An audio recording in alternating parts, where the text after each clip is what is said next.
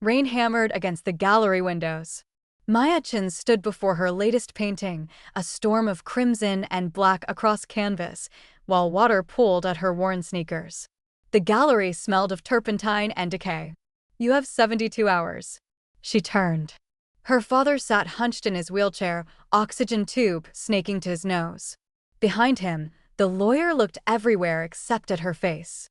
"Dad, there has to be another way." "There isn't." His voice cracked like old leather. "The debt collectors won't wait. Your brother's treatment won't wait. This gallery, everything your mother built, it's gone unless you do this." Maya wore paint-stained jeans and a black tank top, her dark hair twisted in a messy knot. No jewelry except her mother's jade bracelet. She looked at the contract on the table, thick as a brick. "Marriage to Sebastian Voss," she read aloud. "In exchange for complete debt forgiveness and $3 million. He needs a wife for the merger," the lawyer said. "His board won't approve the deal unless he appears stable, committed. It's purely business." "Business." Maya laughed, sharp and bitter. "People aren't business." To him they are. Her father wheeled closer. "I know what I'm asking. But your brother needs that surgery, Maya. He's 17. He deserves a chance." The gallery creaked around them. Years of her mother's dreams, now rotting from neglect and debt. "What's he like?" Maya asked. The lawyer hesitated. "Difficult." "That's a kind word for it," her father muttered. "But he keeps his agreements. Sign this, play the part for 6 months, and you walk away with enough to save everything that matters." Maya picked up the pen. It felt heavier than it should. "What if he's cruel?" "Then you survive him." Her father's hand trembled as he touched hers. "You survived losing your mother. You survived raising your brother alone. You're stronger than any man in a suit."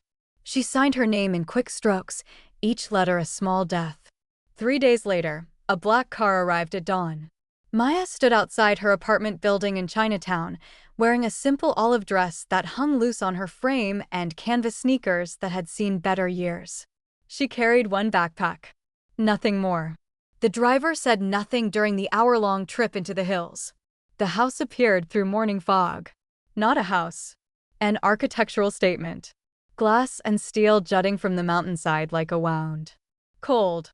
Precise. Soulless. Sebastian Voss waited at the entrance. He wore charcoal slacks and a black shirt, sleeves rolled to his forearms. No tie. Dark hair pushed back from a face carved from granite and fury. Ice blue eyes that cataloged her like data.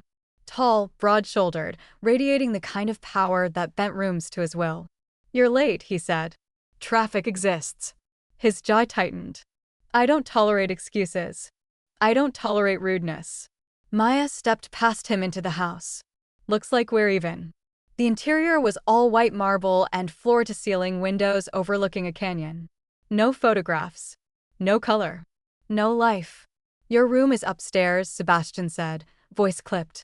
"We have dinner with my board tomorrow night. Wear something appropriate." Appropriate to whom? To someone who understands what this arrangement requires. He turned to face her fully.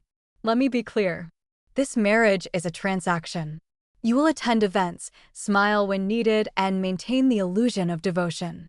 In return, your family's debts disappear. And what do you get? Control of my company without interference." Something dark flickered across his face. "Everything I've built depends on this merger. You are simply a means to an end." Maya set down her backpack. "At least you're honest about using people. Everyone uses everyone. I'm just transparent about it. That doesn't make it noble." "I never claimed to be noble." Sebastian moved to the bar, pouring whiskey into crystal. "I'm effective. There's a difference." She watched him drink, noticed the tension in his shoulders, the way his knuckles whitened around the glass. "What happened to you?" she asked quietly. His eyes snapped to hers, sharp as broken glass. "Excuse me?" Someone who builds walls this high is either protecting something precious or hiding something terrible. The silence stretched thin and dangerous. "You know nothing about me," Sebastian said, voice dropping to something lethal. "Then I suppose we have 6 months to fix that." He slammed the glass down, liquid sloshing. "This isn't therapy. This isn't friendship. You're here because I paid for you." The words hit like a slap. Maya stepped closer, close enough to see the silver scar along his jawline, close enough to smell cedar and rage. "You can buy my time," she said softly. "You can buy my presence at your corporate theater. But you'll never buy me." For one breathless moment, something cracked in his expression. Surprise. Maybe respect. Then his phone buzzed. Sebastian glanced at the screen, and his face went white. "What is it?" Maya asked.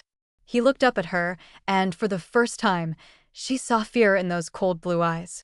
"My brother's been in an accident," he whispered. "They don't know if he'll survive." The hospital smelled of antiseptic and grief. Sebastian sat in the waiting room, still wearing yesterday's clothes, a black shirt now wrinkled and stained with coffee. His hands shook. Maya had followed without asking.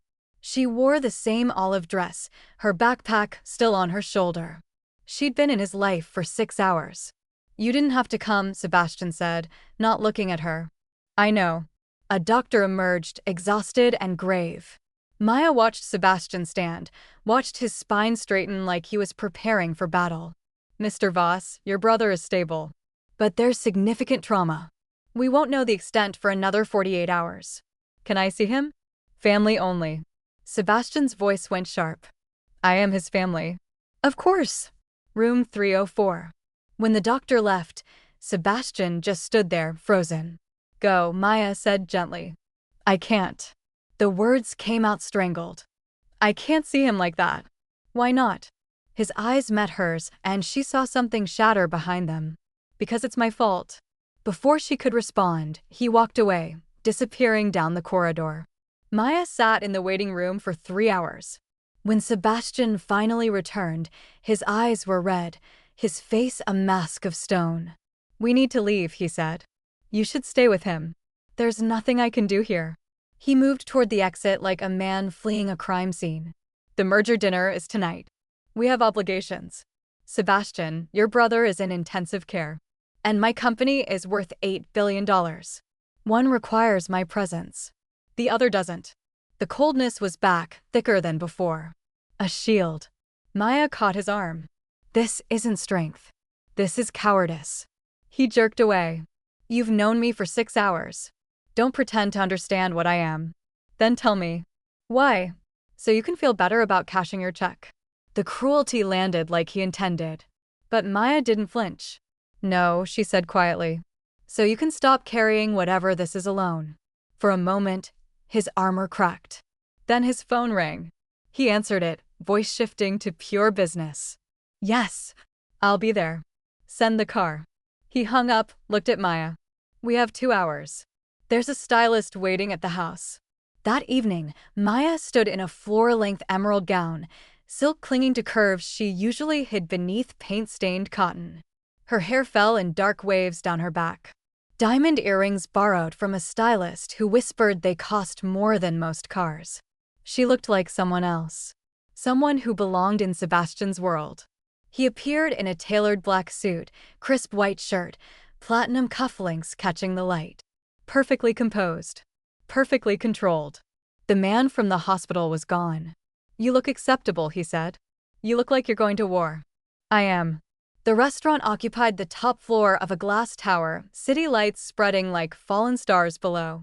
8 board members waited at a private table, sharks in designer suits. Sebastian's hand rested on Maya's lower back, possessive and performative. She felt the tension radiating through his palm. "Gentlemen," Sebastian said, "this is my wife, Maya." The word wife tasted strange in his mouth, like a lie he was learning to tell. An older man with silver hair leaned forward.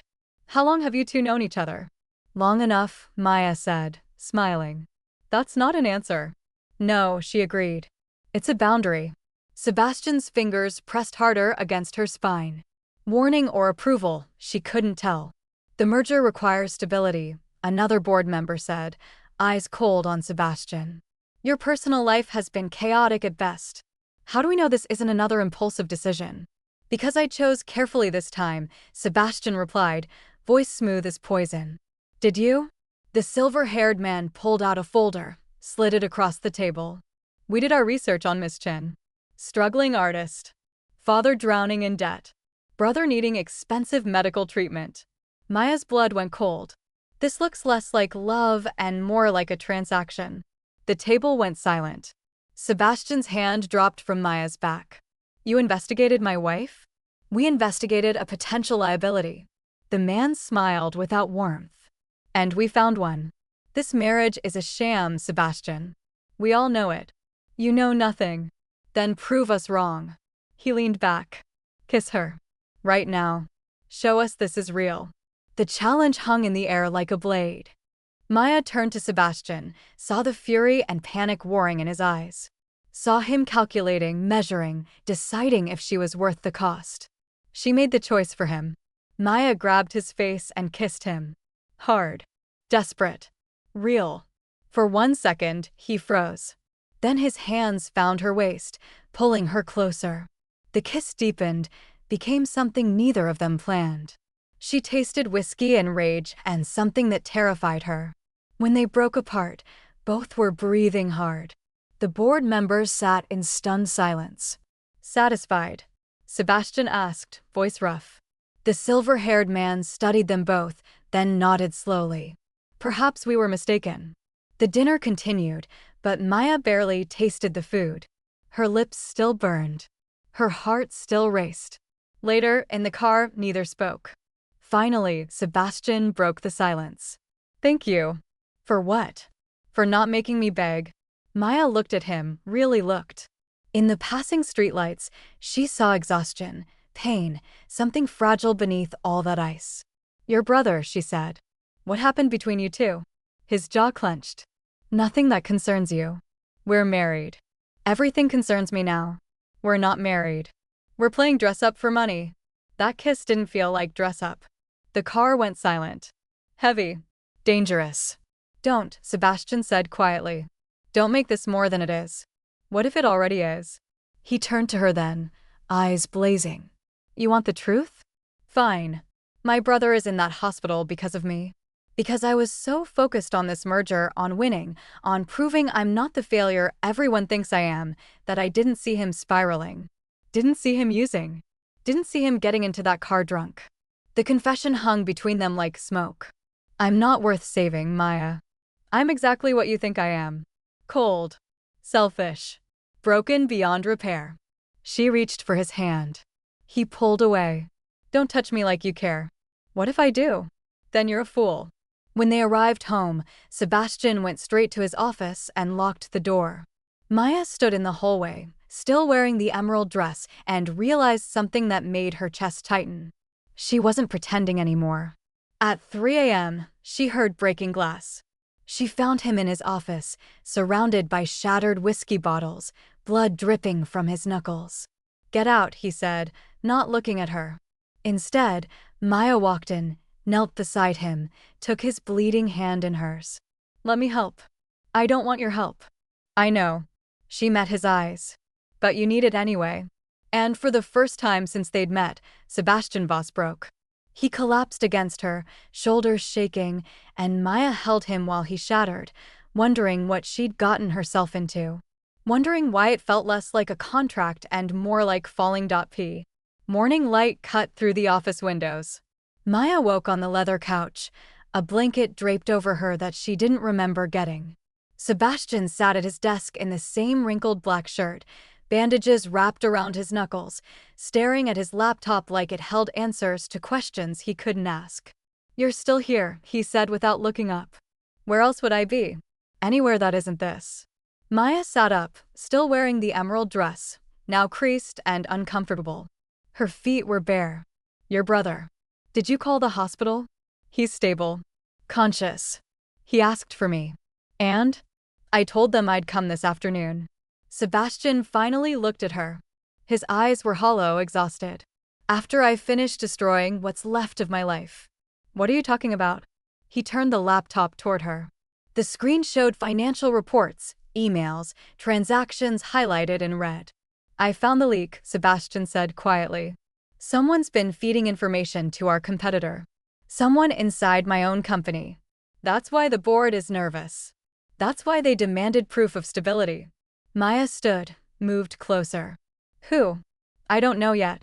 But when I find them, they'll wish they'd never been born. The coldness was back. Not a shield this time. A weapon. Sebastian, maybe you should focus on your brother right now. My brother is alive because of luck, not me. My company is bleeding because of betrayal. I know which one I can actually fix. That's not fixing. That's running away.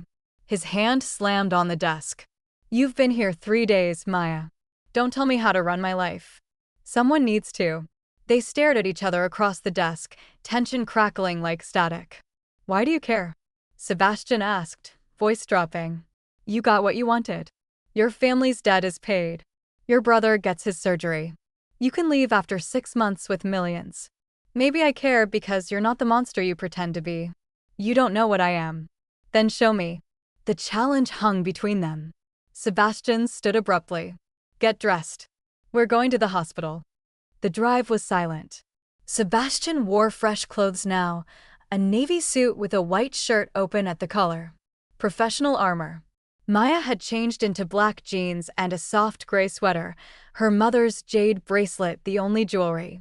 In the hospital corridor, Sebastian stopped outside room 304. I can't go in there, he whispered. Yes, you can. Maya, you don't understand.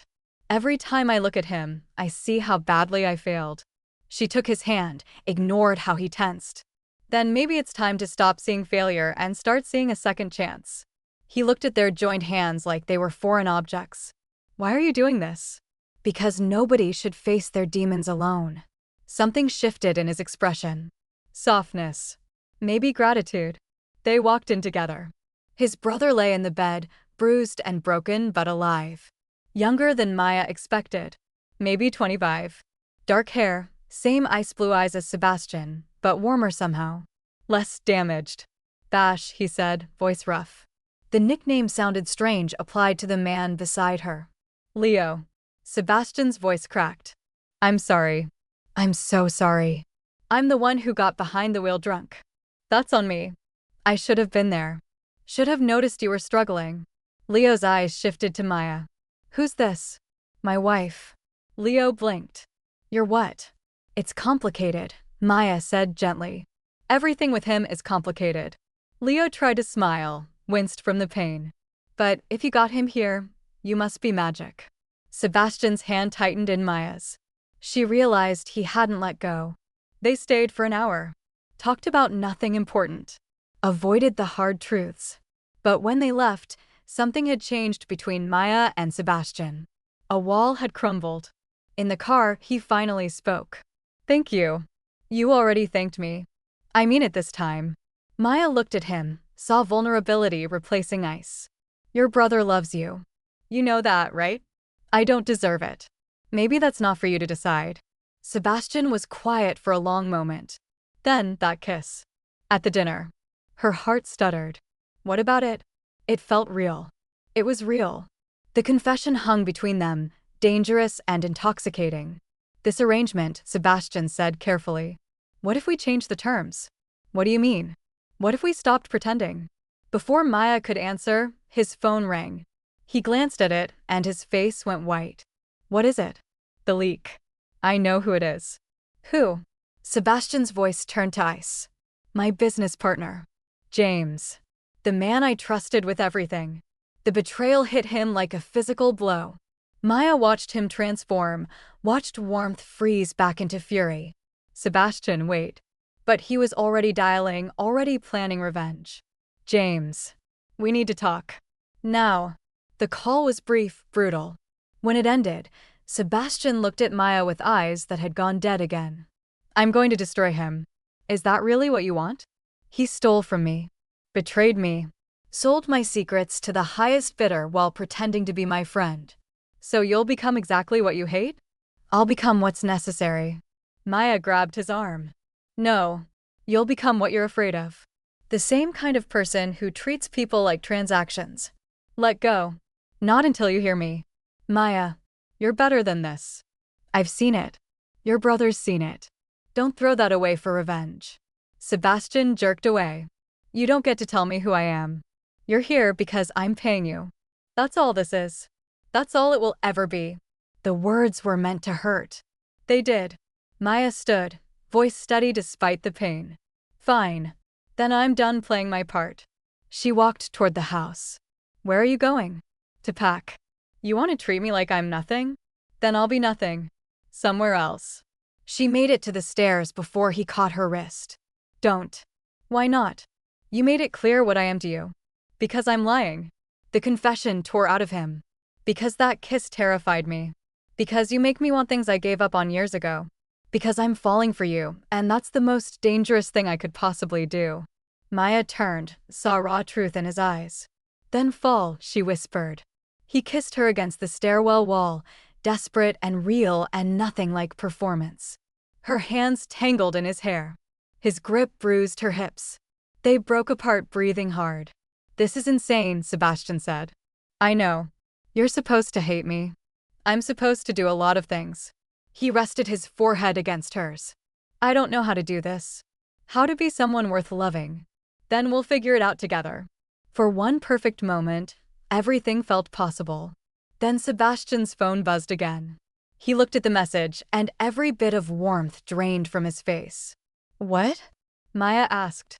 He showed her the screen. A photo. James with Maya's father. Both smiling. Shaking hands. The message below read, "She's been working with me the whole time. Did you really think this was real?" Maya's blood turned to ice. Sebastian, that's not. But he was already stepping back, eyes going cold and distant and broken. Get out. It's a lie. He's trying to manipulate you. I said get out. Sebastian, please. Now. The word echoed through the house like a gunshot. Maya stood there, heart-shattering, watching the man she'd started to love disappear behind walls she'd never break through again. And in the shadows outside, James smiled, knowing he'd won. Maya sat in her childhood apartment, rain hammering the windows. She'd been back in Chinatown for 3 days. Her father watched her from his wheelchair, oxygen hissing softly. You need to eat something, he said. I'm not hungry. Maya, why did you meet with James? She finally looked at him. Tell me the truth. Her father's hands trembled. He came to me a month ago. Before the contract. Said he was Sebastian's partner, said he needed to verify you were trustworthy. And you believed him? He had credentials. Business cards. He knew details about the arrangement. Her father wheeled closer. I thought I was helping. Maya closed her eyes. You destroyed everything. What do you mean? Sebastian saw a photo. He thinks I've been spying for James the whole time. That's insane. Is it?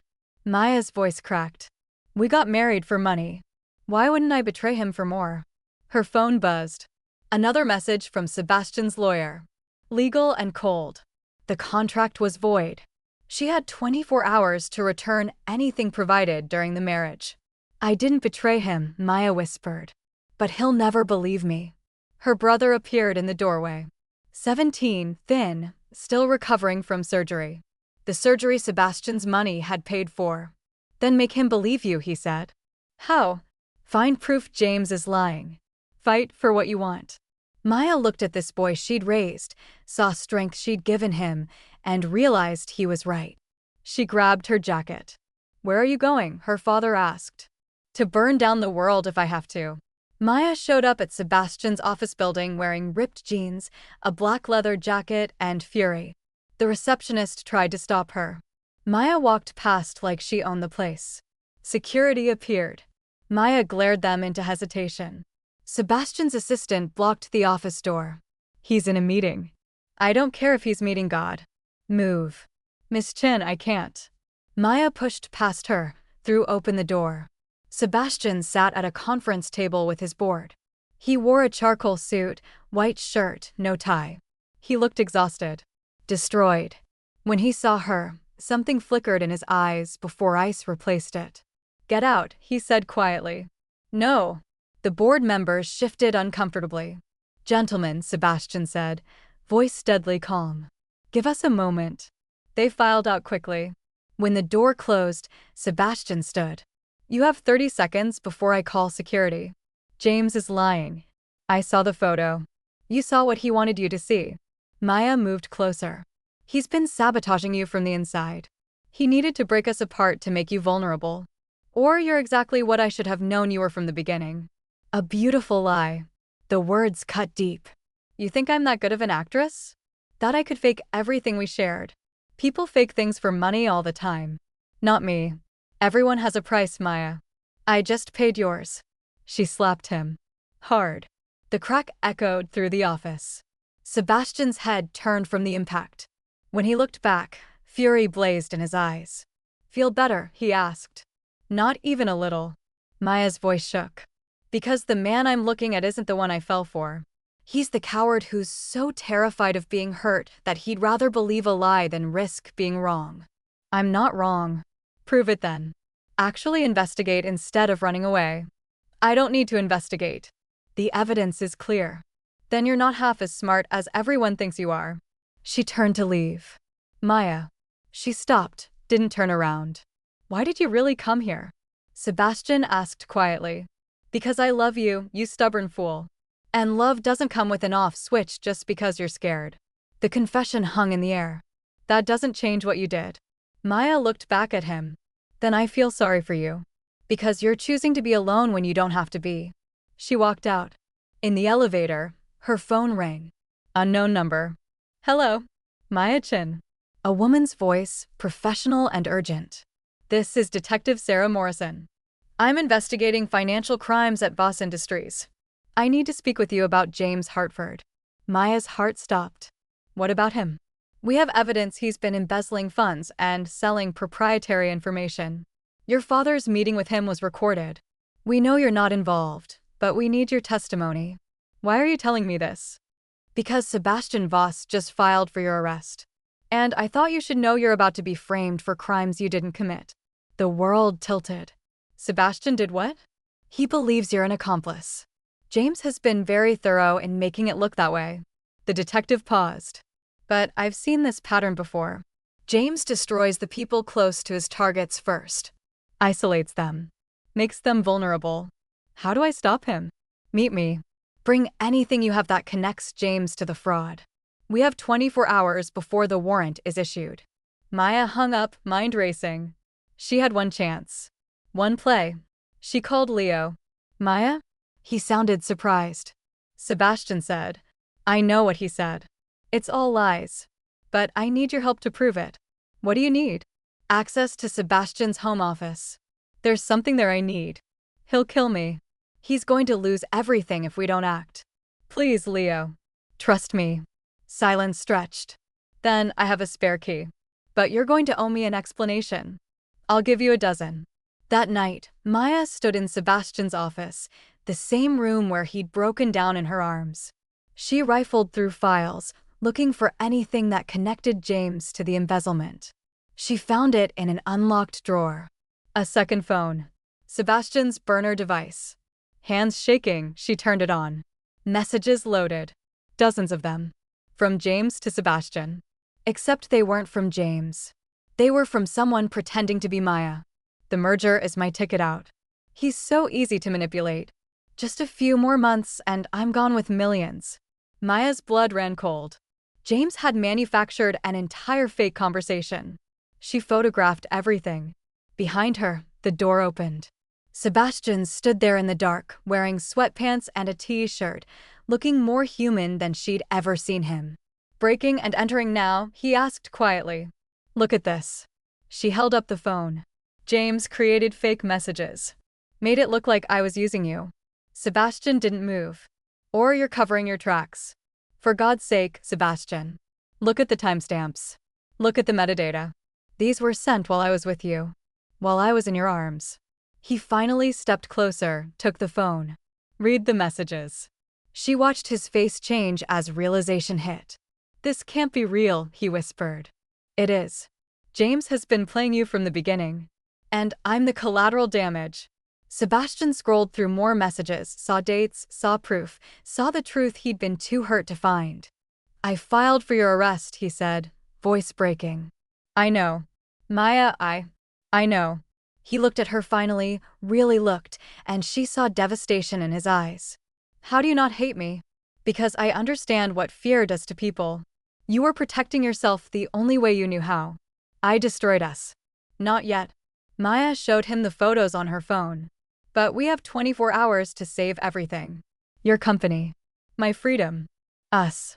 Sebastian stared at the evidence, then at her. Why would you help me after what I did? Because that's what love is. Showing up even when it's hard. He crossed the room in 3 strides, pulled her into his arms, held her like she was oxygen. I'm sorry, he whispered against her hair. I'm so sorry. I know. I'll fix this. I'll fix everything. We'll fix it together. He pulled back, cupped her face. I don't deserve you. Probably not. But you're stuck with me anyway. The kiss was desperate, grateful, real. When they broke apart, Sebastian's expression had changed, hardened into something determined. James is going to pay for this. No. Maya grabbed his hand. We're going to let the law handle it. We're going to do this right. He tried to destroy you.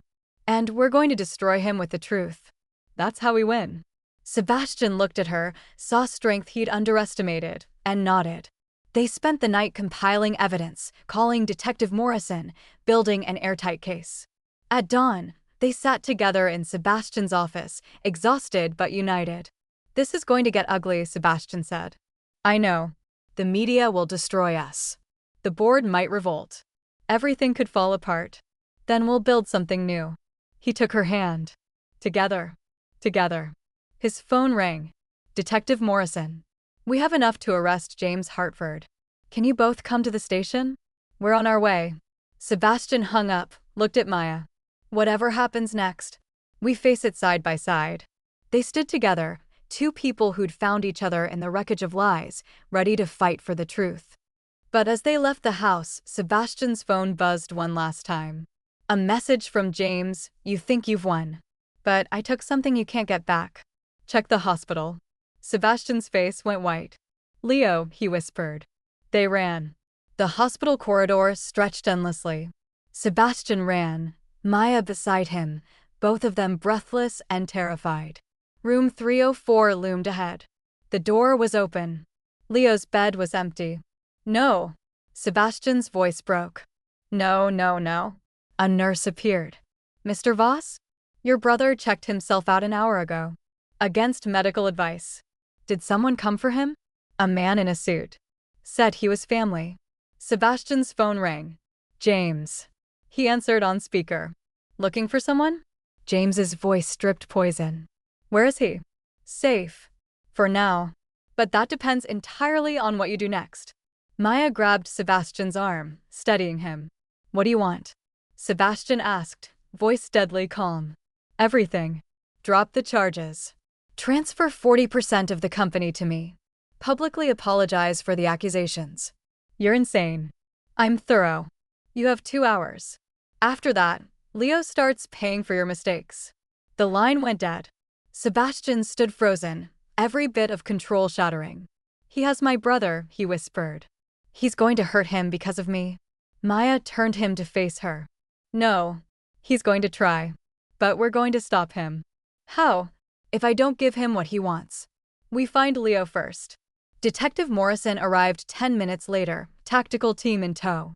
They'd been monitoring James's communications, tracking his movements. We have a location, she said. Old warehouse in Red Hook. But if we go in heavy, he might hurt the hostage. Sebastian's jaw clenched. Then I'll go in alone. Absolutely not, Maya said. It's my brother. My mess. Our mess. She grabbed his hand. You're not doing this alone anymore. Remember? He looked at her, saw determination that matched his own. I can't lose you both. You won't. Detective Morrison laid out the plan. Sebastian would approach as requested. Maya would come in through the service entrance with tactical support. They had one shot. The warehouse smelled of rust and decay. Sebastian walked in alone, hands visible, heart hammering. James stood in the center of the space, wearing a tailored gray suit, looking perfectly composed. Leo sat tied to a chair behind him, bruised but alive. Bash, Leo called out. Don't do it. Shut up, James said casually. He looked at Sebastian. You came alone. Smart. Let him go. Transfer the shares first. I need to see he's unharmed. James smiled. You're not in a position to make demands. Neither are you. Maya's voice rang out from the shadows. James spun. Maya stepped into the light, wearing the same black leather jacket and jeans, but now holding a phone. Recording. "You just confessed to kidnapping," she said. "On camera. Sent live to Detective Morrison." James's composure cracked. "You stupid." Police flooded in from all sides. James reached for Leo. Sebastian moved faster, tackling him to the ground. They fought, brutal and desperate, years of betrayal fueling every hit. Maya ran to Leo, cutting his bonds. "You okay?" she asked. "Better now." She got him free just as Sebastian landed a final punch that left James unconscious on the concrete. Detectives swarmed in, cuffing James, reading rights. Sebastian stood, knuckles bleeding, chest heaving. He looked at Maya, at Leo, at the family he'd nearly lost. "It's over," Detective Morrison said. "We have everything we need." But Sebastian wasn't looking at her. He was looking at Maya. "You could have run," he said quietly. "Could have walked away from all of this." "I could have," Maya agreed. "But then I would have missed the good part." "What good part?" "I got you arrested. Nearly got my brother killed." She crossed to him, took his bloodied hands in hers. "The part where you stop running. The part where you choose love over fear. The part where we figure out who we are together." Sebastian's eyes filled. "I don't know how to be what you need." "Then we'll learn. Together." Leo groaned from behind them. "Are you two going to kiss, or do I need to do it for you?" Maya laughed. Sebastian smiled, really smiled, for the first time in weeks. He kissed her there in that warehouse, surrounded by police and evidence and the wreckage of everything that had tried to destroy them. And it felt like beginning. 3 months later, the gallery reopened. Maya stood in the center of her mother's dream, restored and alive again. Paintings covered the walls. Her paintings, raw and honest and real. Sebastian stood beside her, wearing dark jeans and a navy sweater instead of a suit. More human. More himself. "Your mother would be proud," he said. "I think she'd like you. Even after everything? Especially after everything." The gallery filled with people. Leo arrived with flowers, fully healed, eyes bright. Maya's father wheeled in, oxygen tank smaller now, smile wide. Sebastian's board had tried to oust him after the scandal. He'd let them. Sold his shares, walked away from the empire he'd built. "Any regrets?" Maya asked. "Only that I didn't do it sooner." He wrapped an arm around her waist. "Turns out there's more to life than winning." "Like what?" "Like this. Like you. Like waking up next to someone who sees the worst parts of me and stays anyway. I'm difficult like that. I'm counting on it." Later, after the opening, they stood alone in the gallery. City lights glowed through the windows. The space smelled of paint and possibility. "So," Maya said. "What now?" Sebastian pulled out a small box. Inside was a ring. Simple. Silver. Real. "I thought maybe we could do this right," he said. "No contracts. No arrangements. Just two people choosing each other every single day." Maya's breath caught. "Sebastian Voss, are you proposing?" "I'm asking if you'll keep saving me from myself." "That's a full-time job." "I know. But the benefits are excellent." She laughed, took the ring, slid it on her finger. "Perfect fit." "Yes," she said. "To all of it. To the mess and the magic and everything in between." He kissed her slow and deep and full of promise. In the window's reflection, two people stood together. No longer strangers. No longer playing parts. Just Maya and Sebastian. Scarred and strong and choosing love despite everything that tried to stop them. "I love you," he whispered against her lips. "I know," she whispered back. "I've known since the hospital. Since you broke down in my arms. Since you let me see you." "When did you know you loved me?" he asked. "When you stopped pretending to be heartless and started admitting you were just scared." They stood there as the city breathed around them, two people who'd found home in each other's damage. Outside, rain began to fall. Inside, everything was warm. "Ready to face whatever comes next?" Maya asked. Sebastian took her hand, squeezed tight. "As long as it's with you." And in that moment, surrounded by art and hope and hard-won happiness, they knew they'd found something worth more than any contract could promise. They'd found each other. Not in spite of the darkness, but because of it. Two broken people who'd learned that sometimes the best love stories begin with a lie and end with the truth. Sometimes they begin with fear and end with courage. Sometimes they begin with strangers and end with home. Maya leaned her head on Sebastian's shoulder, watched the rain streak the windows, and smiled. This was real. This was theirs. This was everything. The end.